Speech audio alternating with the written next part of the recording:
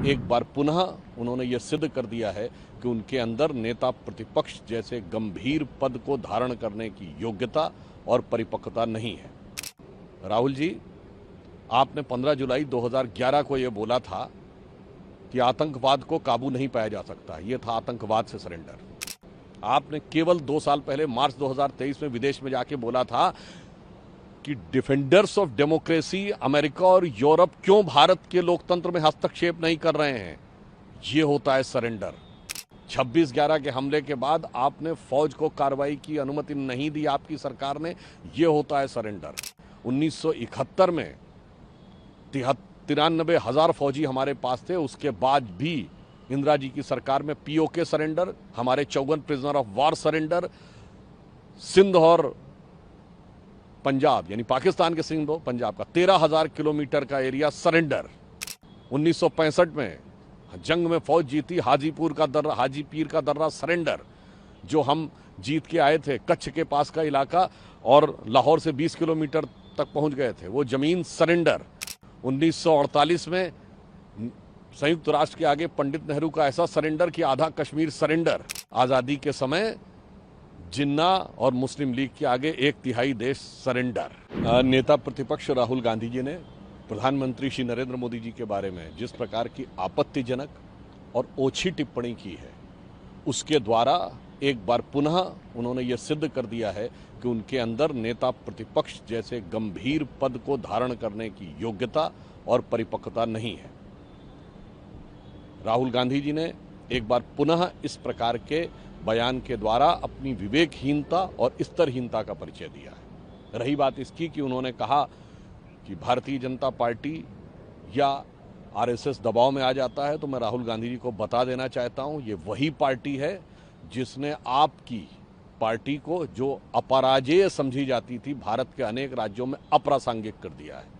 This is the same party and same organization which has made the invincible Congress as an irrelevant Congress in several of the Indian state।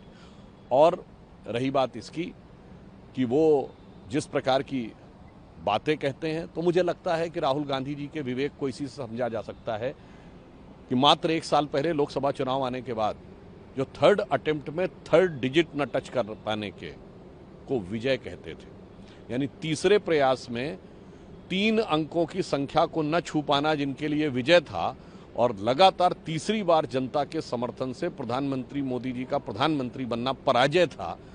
जिसकी बुद्धि ऐसी हो, उसे ही भारत की सेना के अप्रतिम शौर्य के प्रतीक ऑपरेशन सिंदूर में सरेंडर नजर आता है।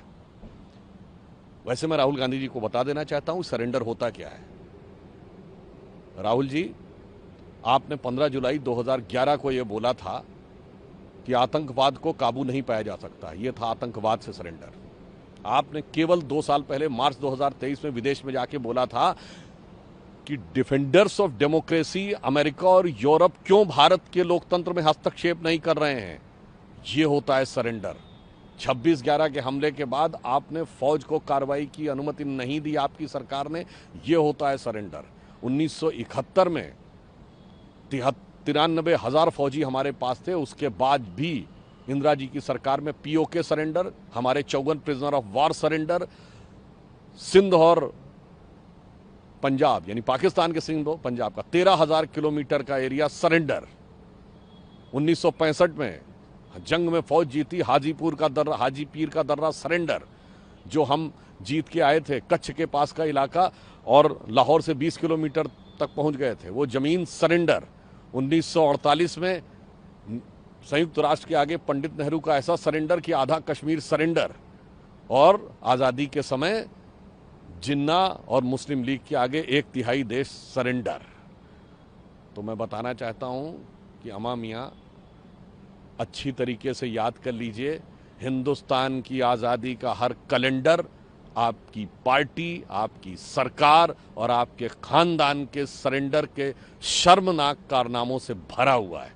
जहां तक प्रधानमंत्री श्री नरेंद्र मोदी जी ने जिस प्रकार की कूटनीतिक दक्षता, सेना को नैतिक समर्थन और उनके दिशा निर्देश में सेना ने जो अप्रतिम शौर्य दिखाया है, उसके हिसाब से वो मां भारती के वो शेर हैं।